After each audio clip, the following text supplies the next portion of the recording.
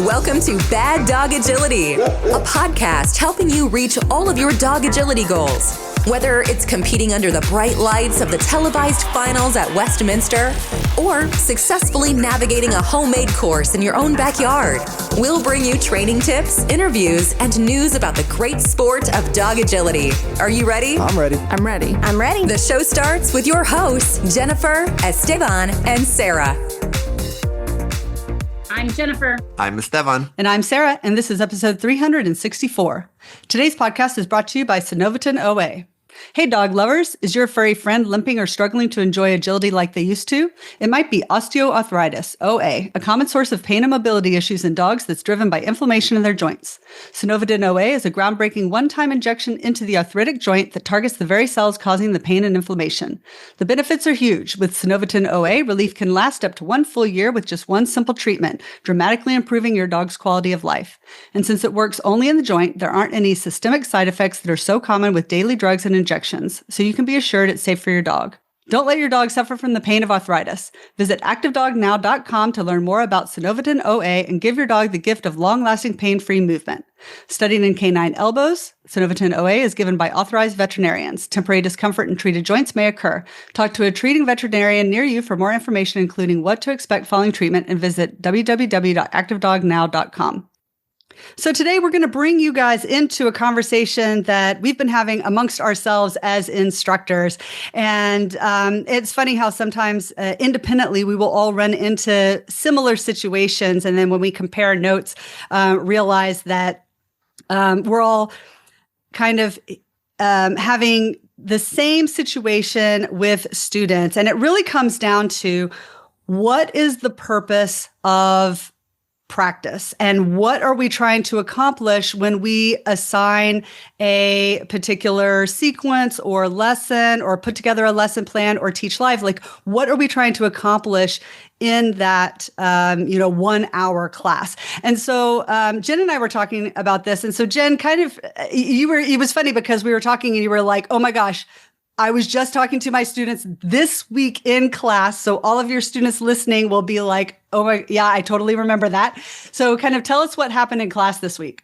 Yeah, if anybody was in that class, they're going to be like, I know exactly that she's talking about me. A bit of background on it. The way that the classes are formatted at my facility, they're 6-week sessions.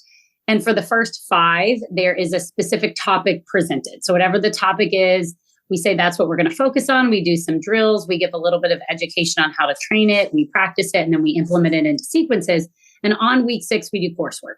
So it's the chance for everybody to now say, okay, we got to do 18, 19, 20 obstacles all together because most of the first 5 weeks is more skill taught.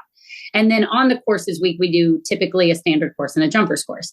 So I told my class this week, I said, all right, guys, we're going to do our coursework. I want you guys to go ahead and walk it, and we're going to run this. And somebody asked the question, how should we be running this? And I said, well, what do you mean? And they're like, should we run this like a trial or should we run this like training? And it brought up and started a very, very interesting conversation with regard to, well, what is the difference? What do we mean run it like a training or run it like a trial? And basically, kind of the way that I like to tell people to treat training in most situations, and this is kind of what we're going to get into here, in most situations, is to look at a skill, look at a sequence, and run that sequence or run that skill how it should be run, right? You're training for mastery, right? You're not training to just get by. You're trying to say, how should this skill look? How should this course be run? What is the ideal way to do it? And then that is what you're working towards. So you're testing to say, okay, I'm going to teach that. Do I have that skill? I'm not quite there. Versus I think a little bit of the kind of survival mindset is looking at something and saying, well, I don't think I can do it that way, or I know I don't do it that way. And I know that this is a lesser way to do it, a subpar way to do it, but I'm going to do it that way for the sake of the cue. And I think that can be a fantastic mindset in a trial when you have that cue, when you have that $25 on the line. But I am not a big fan of, in most cases, training for survival. Right. So when I said run the course, they're like, okay, well, do you want us to run this working on all the skills that we've addressed the last 5 weeks and seeing if we can put them together? Or do you want this to be run how I might at a trial this weekend, if I had a Q or a double Q or something on the line. And it really started a very interesting conversation from the perspective of the students and the perspective of the handler or the instructor in terms of what is our training goal. I think that's really interesting too, because I think one of the most interesting things about all of that is that there is such a difference between the two, right? Because ideally, there would not be such a big gap between how you would run just to get the cue, just to get by, the safe way, and how you would run if you had all the skills. Because in an ideal world, you have all the skills. So you can run it the ideal way, and it is not super risky or anything because you have the skills, right? But so it's super interesting that for a lot of people, there is this kind of gulf between the way that they run in a trial and then when they're testing those skills. And then I think what happens is that people continually just always choose the way that they think will get them through. I love how you said, like, just survive. Like, they just want to get through. And I would, like, the phrase I would use is muddle through, they just want to muddle through, right? And they're willing to muddle through. And that is so, so different than stepping to the line with the confidence that you can kind of get through any of the challenges, that you have all the tools in your toolbox and that you can pick the most appropriate one.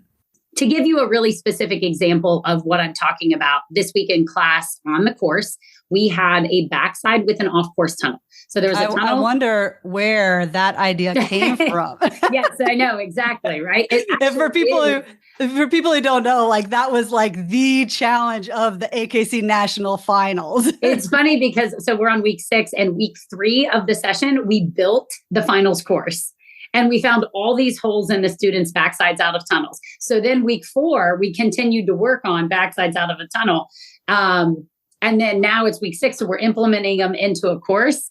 And, I wanted people to be able to navigate the dog between the tunnel and the jump to get the backside and not have the dog go flying off course to the tunnel. High five, I'm looking at you. And one of the girls said, like, if I saw this in a trial, I would go to the other wing. And I said, well, it's a lot of extra yardage. You'd be turning the dog off the natural line. You'd be going all the way to the other wing. Now the dog has to do a curl instead of a slice. And frankly, you potentially bring in other risks. And she looked and said, but I know I can get it done.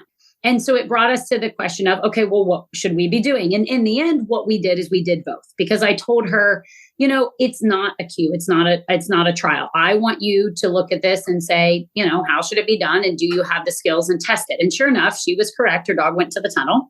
And so then I said, okay, now go ahead and do it your way. And while it was slower, it did get the job done. I mean, she was able to do it, and she was able to be clean. So I think there was a lot to be gained in that moment of trying both, because she found out where her skills stood. She knows she's not quite there yet, despite working on it several weeks in class. And she was able to solidify that she does have the other skill.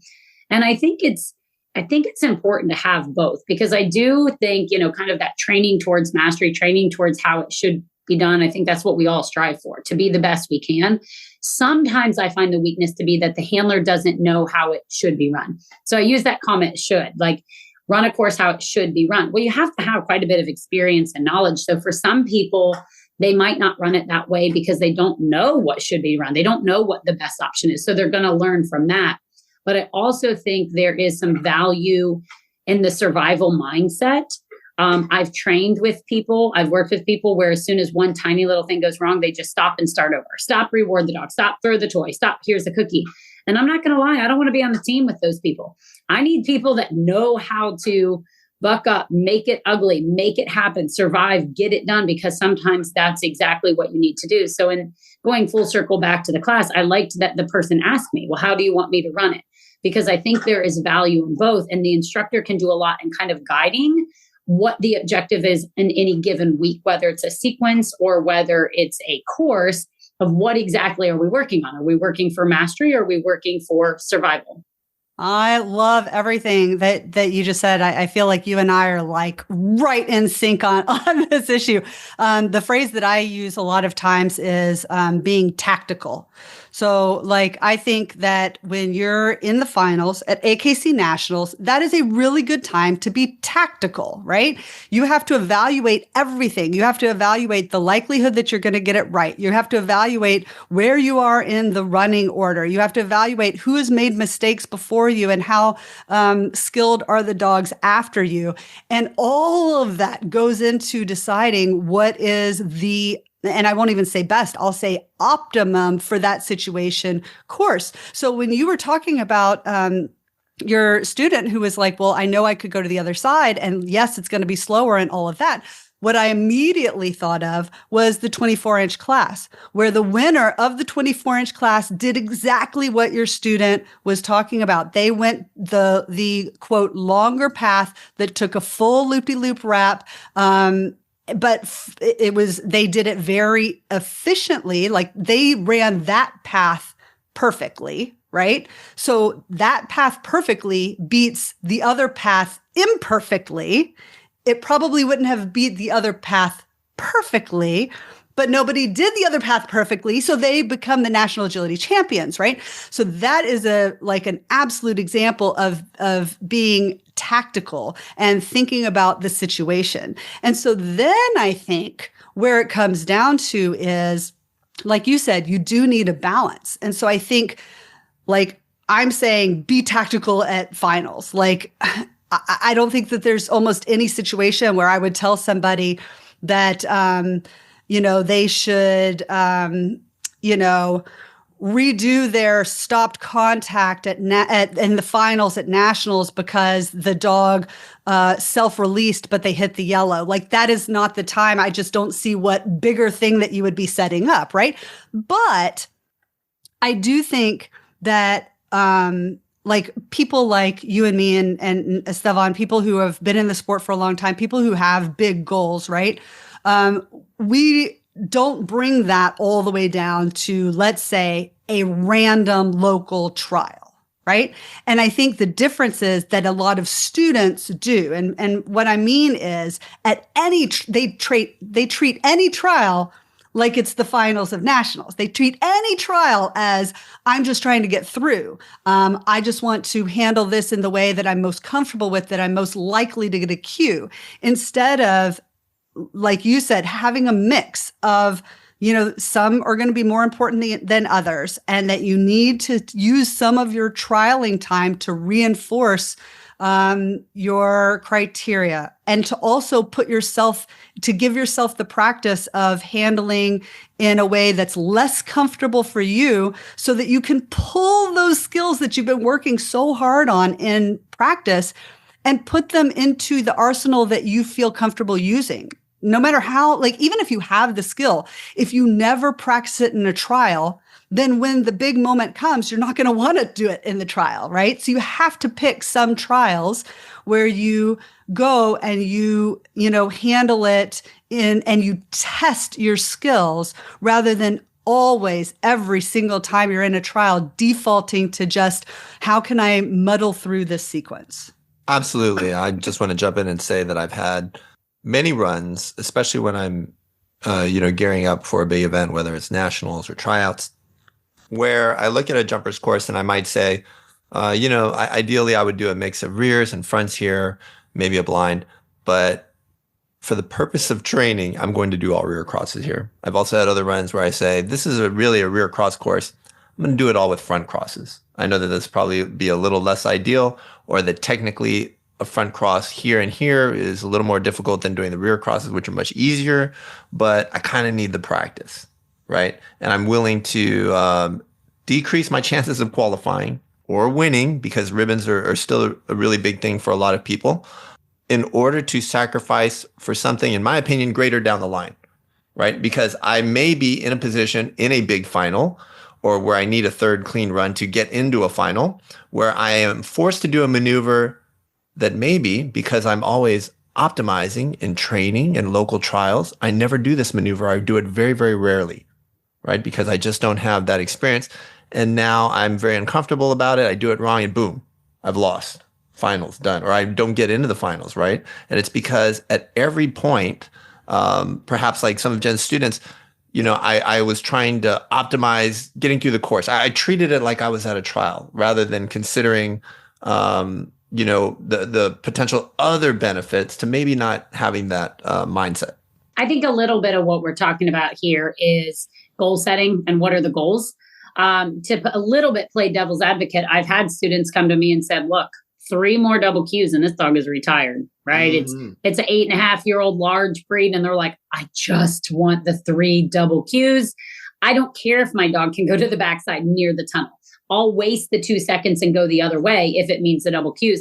And so we do work on survival. And that's what we say. I look at them and I say, okay, your dog's 8.5. These are the skills that you have. We are not looking to master and spend 14 months to master this skill. We are looking to use our strategy, our tactical skills or evaluating of handling to use what your dog currently has to make it happen. And that's why I say it really is a lot about both. I know a lot of you guys who maybe have done any of our prep classes, even the before and after, or if you're in the VIP, I do a lot of like run and map analysis. And I'll talk about scenarios where I say, this is not the most ideal, but given what had happened ahead of me or given what was on the line, this is what I chose to do. A lot of the run analysis I do, I lay out the scenario in front of you because to me, that's super important.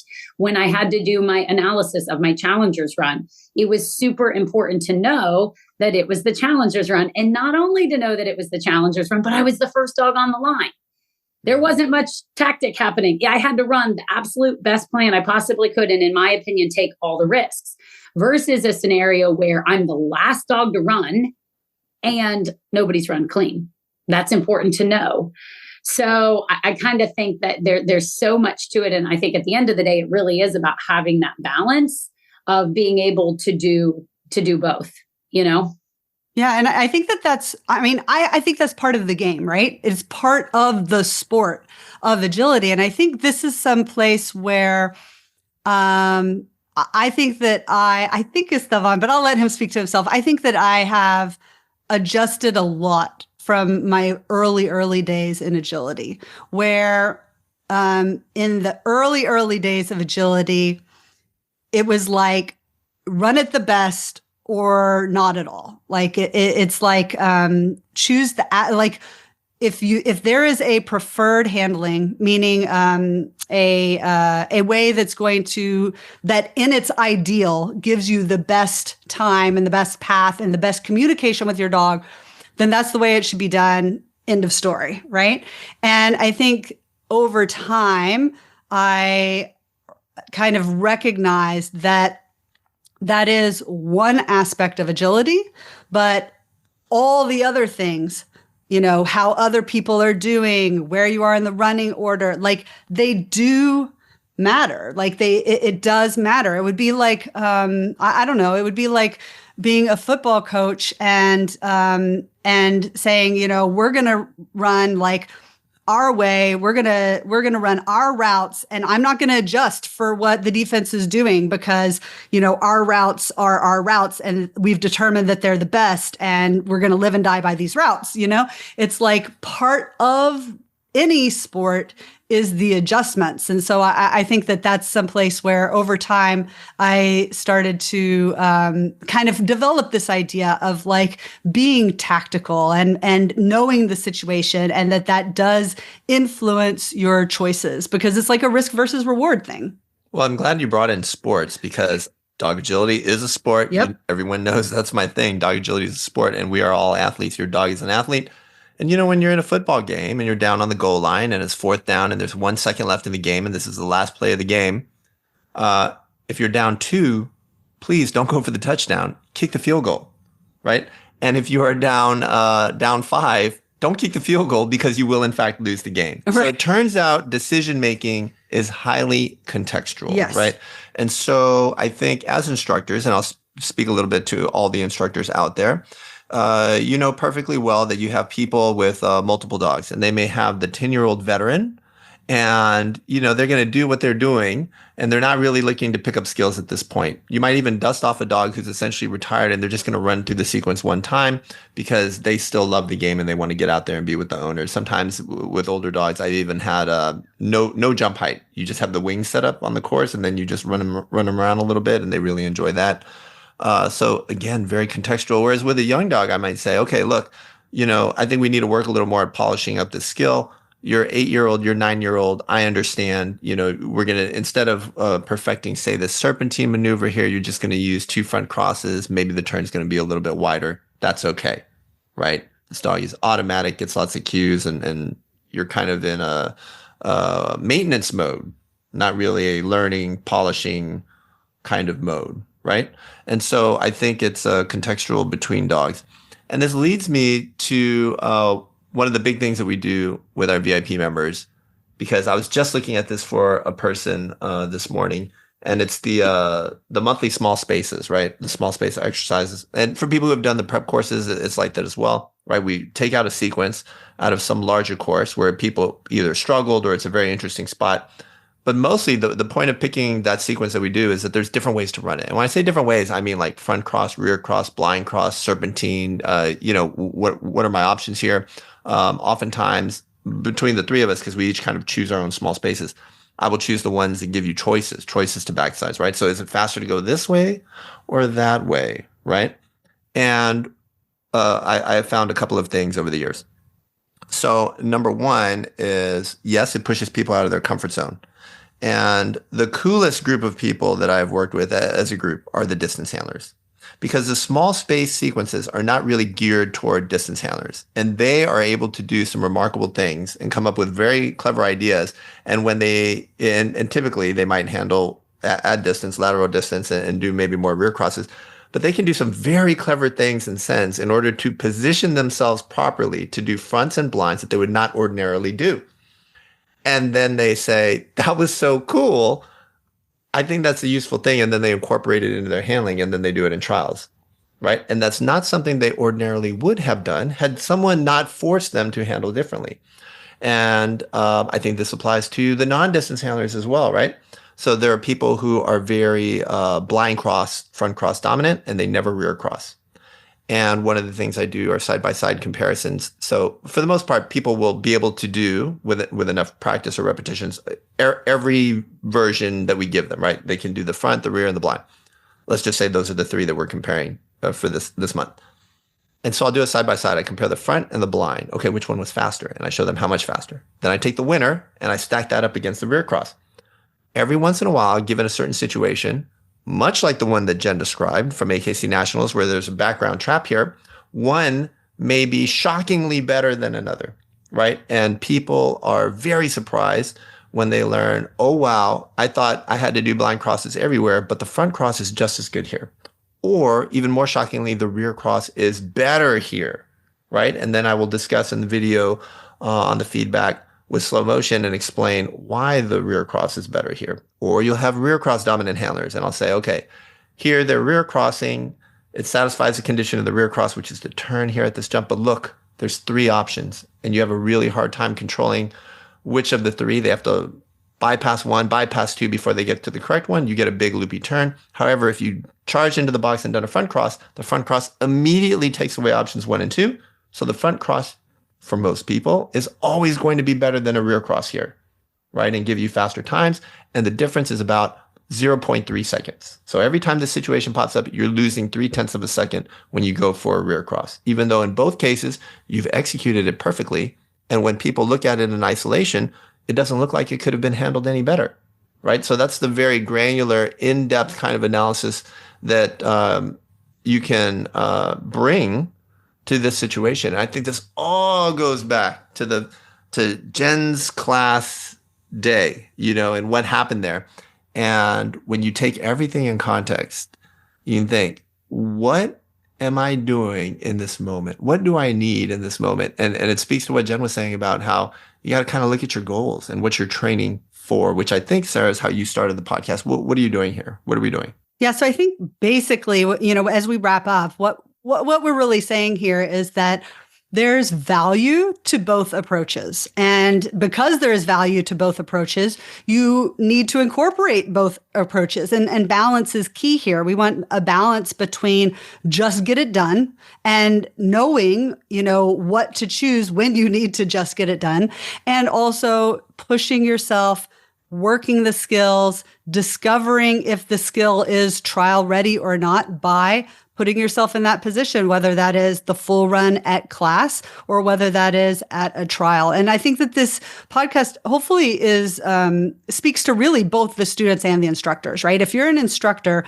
I think you probably know these things, but you may not have intentionally incorporated them into your class in terms of being very clear about when you want people to do something very specific versus when you want people to kind of use their brains. It's really actually testing the skill of figuring out what's best for you and your dog, right? And I think on the student side, understanding that it's not just about getting through a sequence, especially in practice. The goal is not like you get nothing for completing a sequence. The goal is the learning. And so you need to focus on doing the things that your instructor is telling you to do so that you get the learning. Whether you actually did 1 through 8 doesn't matter. It's just about what you could learn during that time. And for those of you listeners who would like to come on this journey of skill building and testing and trialing and decision making with the three of us, I wanted to let y'all know that the VIP is opening very soon for new members. Around this time of year, I always get emails asking about it, and it will be opening at the end of this month. So keep your eye open on your email if you're on our email list or on Facebook if you're one of our Facebook followers for when that opens up to new members. And that's it for this week's podcast. We'd like to thank our sponsors, Synoviton OA and hititboard.com. Check out the Teeter Teach It, only at hititboard.com. The Teeter Teach It is an easy-to-use tool that controls the amount of tip on your teeter so you can introduce motion to your dog in a gradual way. Go to hititboard.com for the new Teeter Teach It and other training tools and toys. Use discount code BDA10 to get 10% off your order. That's hititboard.com. Happy training! Thank you for listening to Bad Dog Agility. We hope you enjoyed today's episode. For more information, updates, and links to all our socials, just check out our website, www.baddogagility.com. If you haven't already signed up for our email subscription, we would love to have you join the BDA community. Until next time, take care.